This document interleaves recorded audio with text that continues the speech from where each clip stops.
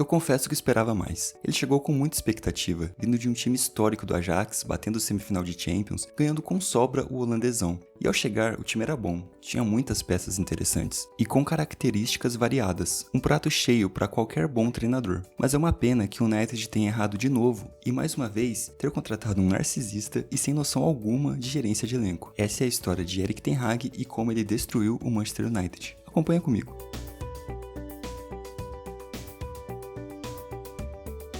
O começo foi um caos, ia ser bem difícil colocar o time bagunçado de Solskjaer nos trilhos, mas era um elenco forte, para ficar entre os 4 da Premier League mesmo. Algo abaixo disso já seria uma leve vergonha. E já no primeiro jogo, sofreu a primeira derrota para o Brighton. Tudo bem, era a primeira partida, mas no jogo seguinte, enfrentou o Brentford, time que estava apenas em sua segunda Premier League seguida, e o que aconteceu foi inacreditável. 4-0 só no primeiro tempo, e o Manchester United foi amassado por até então um time fraco da liga. E a partir dali, começaram com um dos maiores delírios coletivos da história do futebol. Cristiano Ronaldo atrapalhava o time do United. O cara foi artilheiro da temporada anterior, o clube só avançou para o mata-mata da Champions por causa dele, só por ele. E de repente, haters e jornalistas, principalmente no Brasil, começaram com uma campanha de que CR7 atrapalhava o United, e que sem ele o time seria muito melhor. Será que estavam certos? Se você olhar para o resultado final, o time ficando em terceiro e voltando para a Champions, pode ser que considere um bom trabalho, mas e se eu te disser que não foi exatamente assim a história? Bom, boa parte dos jornalistas brasileiros, inclusive em canais grandes que fazem análises baseadas no resultado óbvio e sem grande profundidade, decretaram que sim,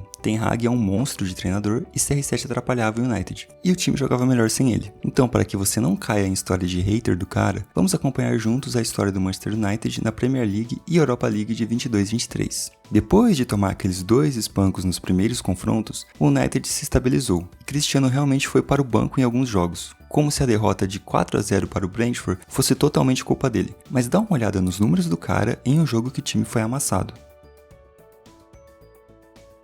Deu para notar? 6 finalizações, 3 passes decisivos, presença em campo ajudando na marcação e nas bolas paradas e apenas um passe errado. Qualquer outro jogador do time teve metade ou menos desses números que o Cristiano Ronaldo teve. Dizer que ele não tentou é simplesmente inventar, mentir, e isso se repetiu em várias ocasiões. Cristiano Ronaldo tentando, fazendo sua parte, e o time morto em campo, sem um pingo de vontade de vencer. Mas vamos lá, depois desse fatídico jogo que deixou o CR7 no banco, o United venceu o Liverpool por 2-1, Southampton e Leicester por 1-0 e o Arsenal por 3-1. E é bem fácil dizer que o United jogou pior que os adversários em todos esses jogos. Tirando o Arsenal, que foi uma loucura a partida. Contra o Liverpool, foram simplesmente 2 ataques, achou os 2 gols e ficou assistindo o rival jogar, que apertou bastante até o fim, e vale ressaltar que nesse jogo, Ten Hag colocou Cristiano aos 86 minutos, e já começou a gerar questionamentos do tipo, será que um jogador desse tamanho merece ser usado para segurar resultado? Era óbvio que estava apenas usando o cara para passar tempo, mas enfim. Contra o Southampton, o time que veio a ficar em último na temporada foi a mesma coisa. Gol sofrido no primeiro tempo e no segundo não teve uma única chance. Foi dominado e não só poderia como merecia ter tomado o empate. Contra o Leicester, outro time que foi rebaixado na temporada, mais uma exibição fraca, segurando um gol que fez aos 20 do primeiro tempo. E contra o Arsenal é engraçado, porque apesar de ter sido 3-1, foi um jogo muito equilibrado,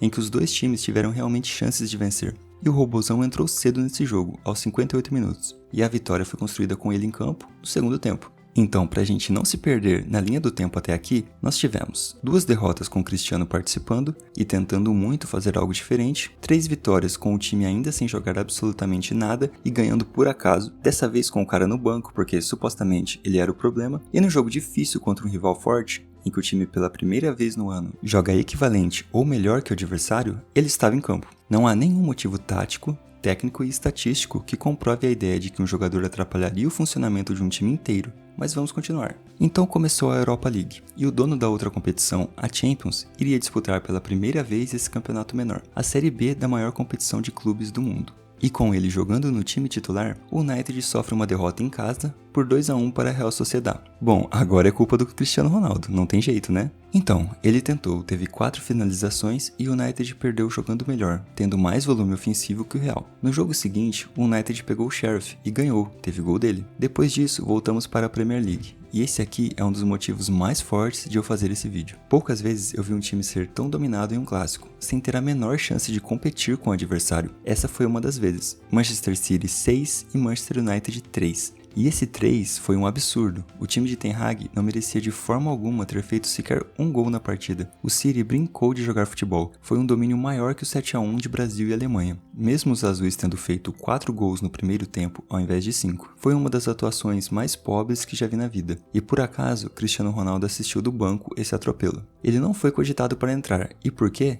Nas palavras do treinador, foi para preservar o craque e por respeito à carreira do atleta. Ele não iria colocar CR7 em um jogo perdido. E essa é uma contradição tão clara, tão óbvia, que achei ser unanimidade nos programas do dia seguinte, mas não foi. Por onde eu começo nessa fala? Ele não o colocou para jogar por respeito à carreira do jogador. Mas e no jogo contra o Liverpool, o maior clássico do país, e ele coloca Cristiano aos 86 minutos, simplesmente para passar tempo e o jogo acabar. Ele ainda não tinha toda a grande carreira nesse jogo? Eu não sei, me parece ser bem pior você ser descartado em uma substituição faltando 4 minutos para acabar o jogo contra o principal rival, do que entrar no intervalo de um 4-0, podendo ajudar o time a diminuir um vexame. Mas para Ten Hag e um bando de comentaristas bots que concordaram com ele à época, essa ideia não passou pela cabeça. E um outro ponto é, os 5 jogadores que entraram têm o respeito de Ten Hag? Bom, nesse jogo entraram Lindelof, Fred, Martial, Shaw e Casemiro. Os 2 primeiros eram novos no clube, mas os 3 últimos ou estavam há bastante tempo no elenco ou têm uma carreira gigantesca. Por que eles entraram?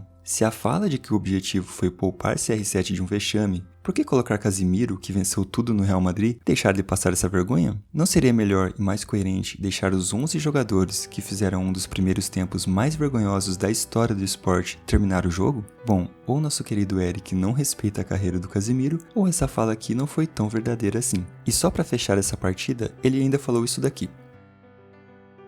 Então quer dizer que, em um 4-0 só no primeiro tempo, 15 finalizações contra 3 e um placar final de 6-3, com o 3 sendo muito pelo que produziu, o que faltou para o time foi confiança? Não faltou tática, consistência defensiva, intensidade da marcação e tantas outras coisas que um bom treinador oferece ao time? Então essa é a receita para ganhar uma partida, não é necessário nem sequer ter um treinador. O que ele poderia ter errado no jogo, não é? A culpa é toda dos jogadores, em um resultado como esse. Eles não tiveram confiança para ganhar. Não existe análise melhor que essa, mas tudo bem. Continuando a história, depois desse clássico, o United pegou o Omonia do Chipre 2 vezes com o Robozão jogando. E voltando para a Premier League, contra o Everton ele fica no banco e contra o Newcastle volta a ser titular. E aqui vale dizer que ele não jogou nada, não teve finalização, grandes jogadas, passes, enfim. Foi bem abaixo e o jogo acabou empatado em 0-0, com o United jogando pior, tendo Cristiano na equipe. Só que o próximo jogo foi o fatídico para estremecer a relação do técnico com o jogador. Uma vitória por 2-0 contra o Tottenham. O motivo foi que, mais uma vez, Erik ten Hag, além de deixar CR7 no banco em um jogo importante, mais uma vez chamou o craque que ele respeita muito a carreira para entrar faltando 3 minutos para o final do jogo. É claro que um cara do tamanho dele ficou irritado, se recusou a entrar e ainda deixou o gramado antes do apito final. Essa última parte eu discordo, mas se recusar a entrar seria a opção mais correta possível em resposta à clara provocação do treinador. Não existe outra hipótese que não seja desrespeito e humilhação. Querer colocar o maior jogador da história do esporte, estando bem física e tecnicamente, para andar 3 minutos em campo, passar o tempo de um jogo que já está definido em 2-0?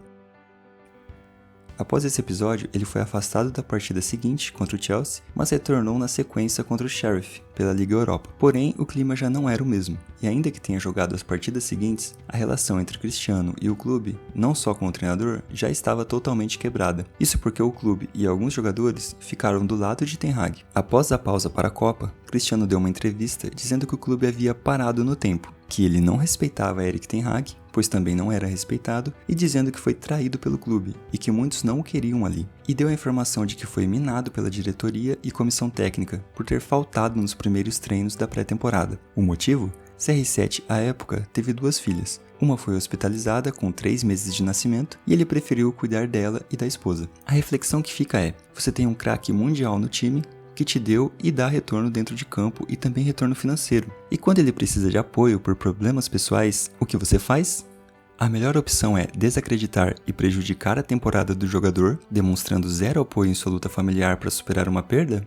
Bom, foi o que decidiram Manchester United e Ten Hag. Mas agora o problema havia acabado. Cristiano deixou o clube e o United tinha tudo para ser um timaço, certo? O único problema era o centroavante e talvez falta de confiança. Lembrando que à altura o time estava na 5ª colocação, bem perto do 3º lugar ao final da temporada. Não é como se o CR7 deixasse o United na posição 10 ou abaixo. mas os jogos fracos continuaram. 1-0 contra o Wolves, aí veio uma vitória contra o City, onde não jogou melhor, seguido de um empate contra o Crystal Palace, em uma das raras vezes em que o time de Ten Hag foi superior, e foi assim por praticamente todo o final de campeonato. Exibições fracas, pouca variância tática e com um super-herói, Marcus Rashford. O que esse cara jogou na metade final foi um absurdo. Sem ele, o United não teria voltado à Champions e tido vitórias importantes. Não foi o trabalho de Ten Hag, Bruno Fernandes, sistema defensivo, foi apenas Rashford em um momento mágico, digno de ser apontado como o melhor jogador do mundo naquele momento. E quando esse momento acabou, veremos o que aconteceu com o bom trabalho do treinador que tanto exaltavam. Mas antes de terminar essa história da Premier League de 22-23, não dá para deixar de lembrar isso aqui. Não tenho que ficar pontuando, argumentando, é simplesmente um 7-0 contra o seu maior rival, uma humilhação histórica, e dá uma olhada na escalação. Cadê ele? O problema não estava presente de novo. É engraçado, nas duas humilhações históricas que o United passou na mesma temporada, CR7 não estava em campo. É muita coincidência, não é? Já que todos os jornalistas diziam que ele piorava o time, e nas piores derrotas, as mais vexatórias, faltou o cara. Mas segue o jogo. Eliminação para o Sevilla na Europa League, sendo mais uma vez espancado e não tendo a menor chance de ganhar, e derrota para o City na final da FA Cup.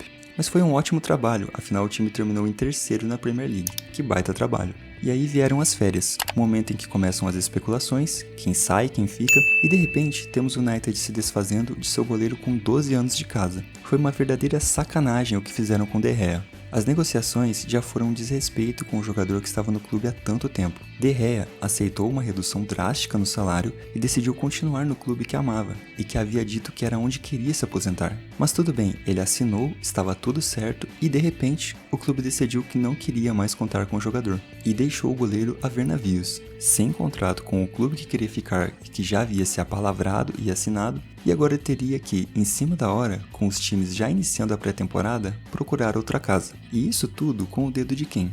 Exatamente, Erik ten Hag não via com bons olhos a permanência de De Gea, já que agora ele tinha contratado Onana, o goleiro com quem trabalhou no Ajax. E esse foi mais um triste fim para um ídolo do clube, coincidentemente, na gestão em que o treinador holandês fazia parte. E chegando na temporada atual, temos um feito histórico de Ten Hag pelo time de Manchester, o pior início de Premier League de todos os tempos. Jogando mal e pior que seus adversários em praticamente todos os jogos disputados até aqui, o time tem chances reais de ficar fora do mata-mata da Champions, em um grupo que tem Galatasaray e Copenhagen, e atualmente na gravação desse vídeo ocupa a 10ª posição na Premier. Mas é claro que não para por aí. Fora de campo, o time tem um rei a ser exaltado pelos jogadores. A vítima da vez foi Jadon Sancho, uma jovem promessa que chegou como a 4ª contratação mais cara da história do clube. Ainda com o time de Solskjaer/Rangnick, o inglês fez boas atuações e foi titular na maioria dos jogos.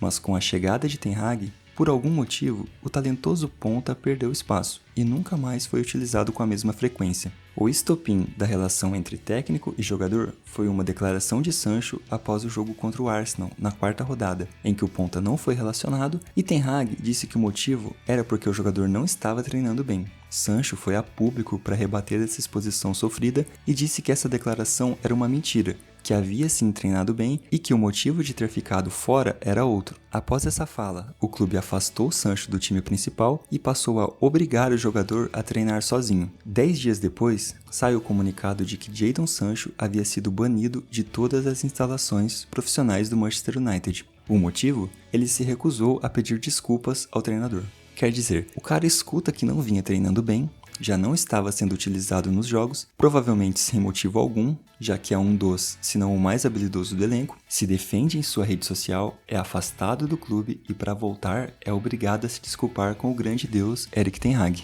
E um outro tempero dessa treta é que Ten Hag favorece o brasileiro Antony. Isso é nítido. O jogador fez alguns bons jogos nos 2 primeiros meses e só, nunca mais jogou absolutamente nada. É tratado como piada na Inglaterra por fazer muita firula, jogar para trás, produzir jogadas que não só não ajudam o time, mas até prejudicam, atrasando jogadas de contra-ataque e tudo mais, ou chutando para o mato, quando a melhor opção era um passe.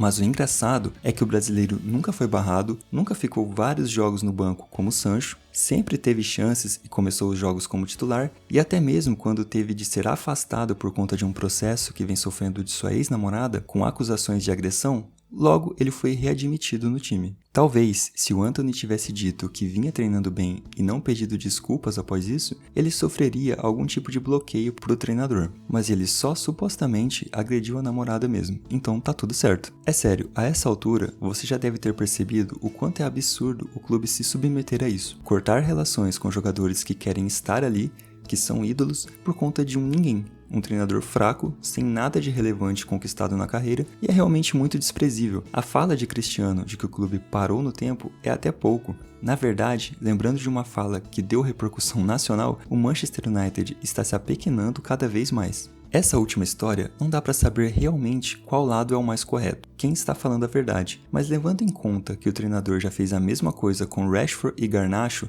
afastando os caras da equipe por chegarem atrasados em uma reunião, não é em um treino ou amistoso, foi por chegar atrasado em uma única vez numa reunião. E além disso, ter acabado com a passagem de Cristiano Ronaldo e De Gea por puro egoísmo, narcisismo e exigir que os caras beijassem os seus pés, fica claro o que está acontecendo com o United e quem é o responsável pela péssima fase que vive o clube, desde a temporada passada, ainda que tenha ficado na terceira posição. E para encerrar esse vídeo, o United nesse começo de temporada 23-24 perdeu para o Tottenham, foi amassado por Arsenal e Brighton, apesar do placar parecer apertado, foi trucidado pelo Bayern de Munique, não teve nenhuma chance sequer de chegar ao empate no jogo, perdeu para o Crystal Palace em casa, levou essa virada inacreditável para o Galatasaray, também em casa, e nesse jogo contra o Brentford, estava perdendo até os 3 minutos de acréscimos do segundo tempo e conseguiu ser salvo de mais um vexame que vinha sofrendo em Old Trafford, com o McTominay fazendo 2 gols relâmpagos. Quem diria que você precisaria disso para manter um trabalho, hein? Então, resumindo toda essa história, esse cara fez um único bom trabalho na vida, que foi o Ajax, semifinalista da Champions em 2019. Mais nada, desde que assumiu o United, o time nunca jogou bem, nunca competiu de igual para igual com os adversários mais fortes da liga. Isso faz com que até mesmo a passagem pelo Ajax seja posta em prova. Afinal, aquele time era muito bom, com jogadores vivendo o auge de performance na carreira, e pode ser que tenham chegado até onde chegaram, apesar de Erik ten Hag, e não por causa dele. Se você concorda ou discorda de alguma coisa dessa história, comenta aqui embaixo, deixa um like, compartilha com seu amigo que não sabe o que está acontecendo com o United e se inscreve para receber mais histórias e análises de trave a trave.